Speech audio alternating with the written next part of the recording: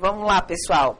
De posse dessas breves explicações, vamos resolver as questões, porque nada melhor do que teoria e exercício. A minha metodologia é essa que eu expus desde a primeira videoaula que eu gravei aqui no Eu Vou Passar, que foi sobre orçamento público.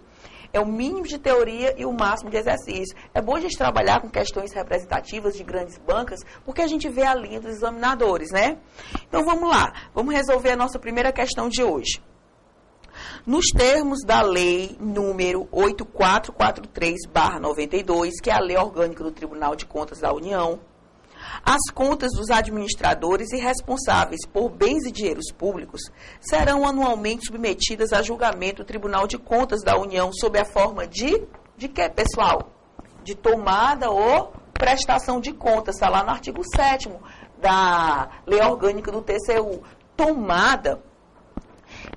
A tomada de contas, ela ocorre, né, a nomenclatura típica da administração direta, enquanto a prestação de contas é uma nomenclatura típica das entidades supervisionadas lá da administração indireta. Então, eu vou ler novamente o cabeçalho e vamos fotografar a questão. Vocês observem que nas opções, eles colocam até palavras, né, até nomenclaturas da auditoria governamental. Mas são nomenclaturas que só marca essas opções, o gabarito aqui é a letra A, só marca as opções quem nunca estudou a matéria. Vamos de novo. Nos termos da Lei 8443 de 92, as contas dos administradores e responsáveis por bens e dinheiros públicos serão anualmente submetidas a julgamento do Tribunal de Contas da União sob a forma de tomada ou prestação de contas. O Tribunal de Contas, que é da União, que é do Estado, que é dos municípios, ele julga, né, tem competências próprias, lógico, tem competências próprias, nos termos do artigo 71, incisos da Constituição Federal, e julga as contas desses administradores públicos, quer sob a forma de tomada, quer sob a forma de prestação de contas.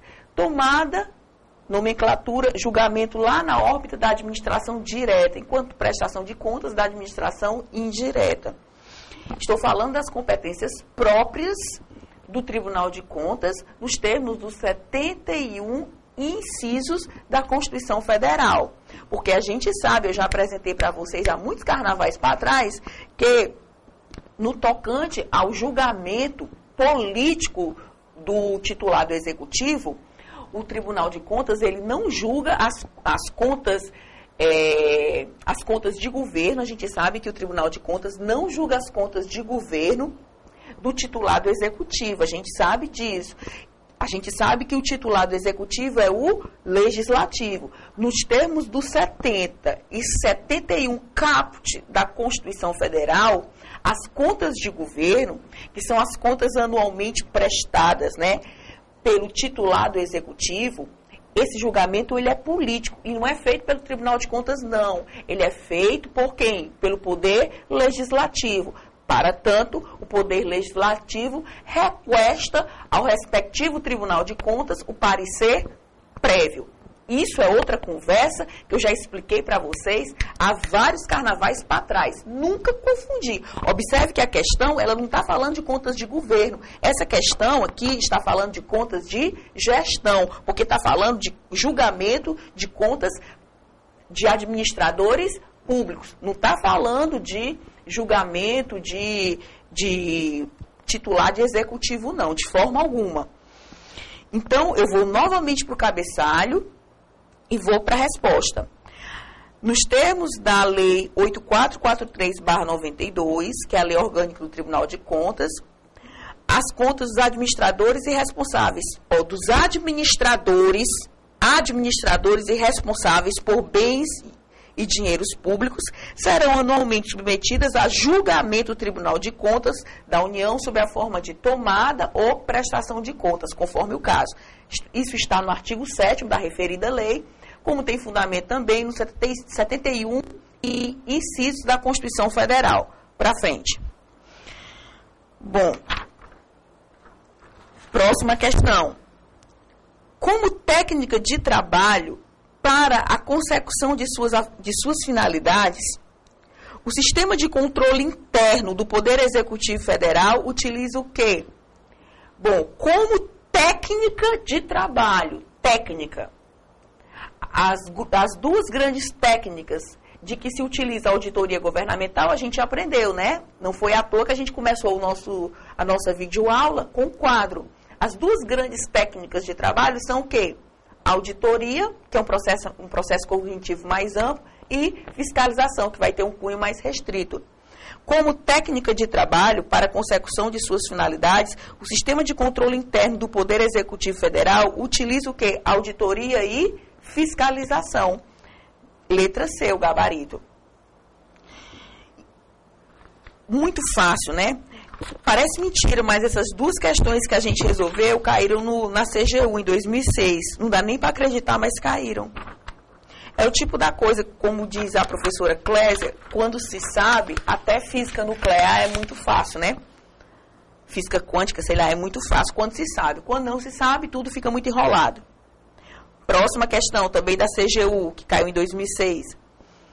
Acerca das normas relativas à audiência do auditado, assinale a opção incorreta. Ou seja, vamos atrás da opção errada. Essa questão já é mais complexa. Vamos lá. A. Os servidores designados para a realização dos trabalhos de auditoria deverão obrigatoriamente, durante os trabalhos de campo, dar conhecimento das ocorrências identificadas aos responsáveis pelas áreas auditadas. Faz sentido essa daqui? Lógico que faz. Os servidores designados para atividade de auditoria se deparam com situações relevantes que demandam o quê? Esclarecimentos. Lógico que ele vai dar conhecimento, vai pedir esclarecimentos a quem de direito. Verdadeiríssima a letra A. De novo, vamos lê-la fotografando. Os servidores designados para a realização dos trabalhos de auditoria deverão obrigatoriamente, durante os trabalhos de campo, dar conhecimento das ocorrências identificadas aos responsáveis pelas áreas auditadas. Não é a qualquer pessoa da área auditada, não. São os responsáveis, aquelas pessoas responsáveis das áreas auditadas. Normalmente os dirigentes ou pessoas por ele indicadas, né? Ou pessoas por ele indicadas. Verdadeira. B. Concluídos os trabalhos de campo, quer dizer, a equipe de auditoria já trabalhou, né? Concluídos os trabalhos de campo, após os esclarecimentos apresentados pelas áreas auditadas, o titular do órgão ou unidade do Sistema de Controle Interno do Poder Executivo Federal, responsável pela realização da auditoria, dará conhecimento formal do relatório prévio ao dirigente máximo da unidade ou entidade auditada. É desse jeito que funciona, pessoal. Verdadeiro. Observe que essa letra B nos coloca diante de uma auditoria na perspectiva do sistema de controle interno. A letra B vai falar o quê? Ela fala explicitamente de sistema de controle interno. Então, estamos no artigo 74 da Constituição Federal, né? O artigo 74, eu acho que o ponto mais forte do artigo 74 é dizer que o sistema de controle interno do Executivo possui uma grande missão, apoiar o controle externo em sua missão institucional. Então, vamos lá. Está lá, aqui no Estado do Ceará, está lá a equipe da Controladoria Geral do Estado trabalhando em um órgão, por exemplo, realiza o trabalho, né? Realizou o trabalho. Concluídos os trabalhos de campo, após os esclarecimentos apresentados pelas áreas auditadas, a letra A não diz que a equipe está trabalhando, se defronta com situações que sejam relevantes. A equipe, ela insta, né, ao dirigente, ao responsável pela entidade auditada, a prestar esclarecimentos. A letra B, ela complementa a letra A. B. Concluídos os trabalhos de campo, após os esclarecimentos apresentados pelas áreas auditadas, o titular do órgão ou unidade do Sistema de Controle Interno do Poder Executivo Federal responsável pela realização da auditoria dará conhecimento formal do relatório prévio ao dirigente máximo da unidade ou entidade auditada. Verdadeiro. Esse relatório prévio ainda será objeto de quê? O dirigente da entidade auditada ainda pode se manifestar sobre alguns pontos. Olha, a equipe de auditoria detectou isso. Nós entendemos que isso que foi detectado não corresponde à veracidade dos fatos. Por esse motivo, ainda há uma etapa, digamos assim, em que o dirigente do órgão ou entidade auditada se manifestará, porque esse relatório ainda será um relatório prévio. Voltando, vamos ler novamente a letra B. Concluídos os trabalhos de campo, após os esclarecimentos apresentados pelas áreas auditadas, o titular do órgão ou unidade do Sistema de Controle Interno do Poder Executivo Federal, responsável pela realização da auditoria, dará conhecimento formal do relatório prévio ao dirigente máximo da unidade ou entidade auditada. Gestor, está aqui o relatório prévio. É isso mesmo? Ou você tem alguma coisa a contestar? Se tem, o momento é esse. Se explique. É essa a lógica do trabalho. Letra C. Os relatórios de auditoria a serem elaborados na etapa posterior à dos trabalhos de campo deverão evidenciar as manifestações ou justificativas apresentadas pelos gestores ou dirigentes. Observe que a letra B completa a letra A e a letra C completa a letra B.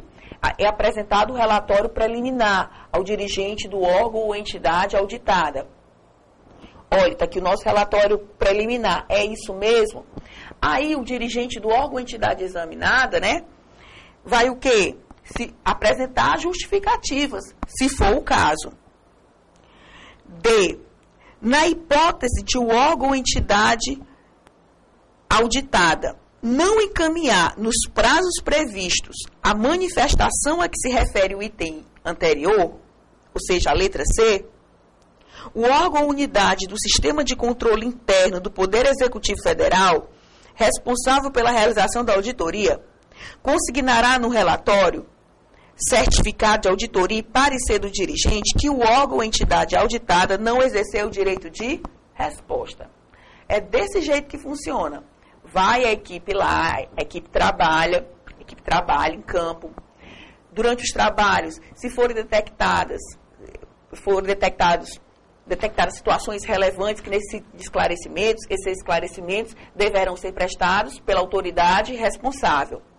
Aí, encerrada a fase do trabalho de campo, aí a equipe de auditoria vai elaborar o quê? O relatório preliminar. Aí o dirigente do Sistema de Controle Interno remete esse relatório preliminar ao dirigente, ao responsável, o dirigente do órgão ou entidade auditada, dizendo assim, está aqui o nosso relatório preliminar, é isso mesmo?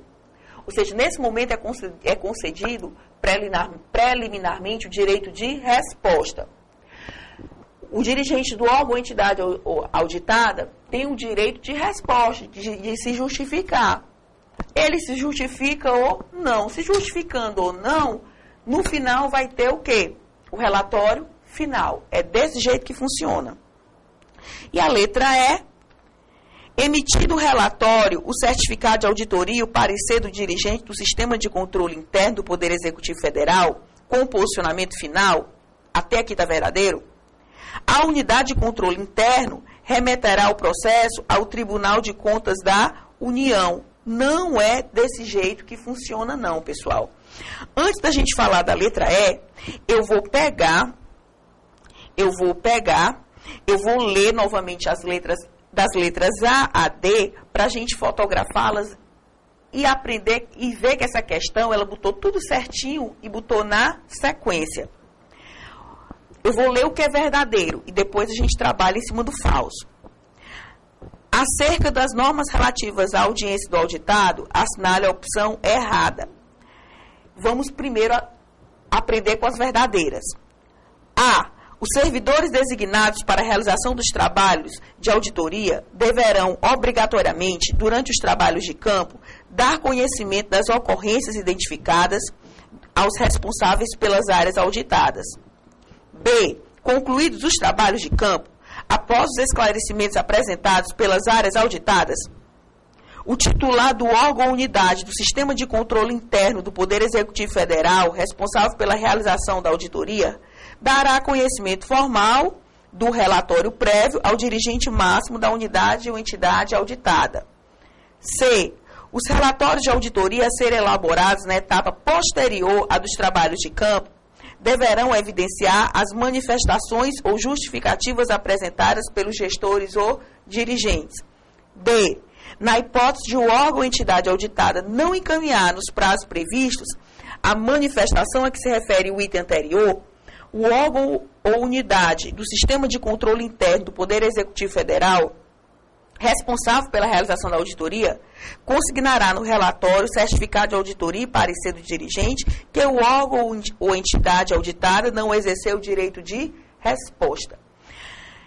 Das A, B, C, D verdadeiras. Por que a E está falsa? A gente vai ver daqui a pouco.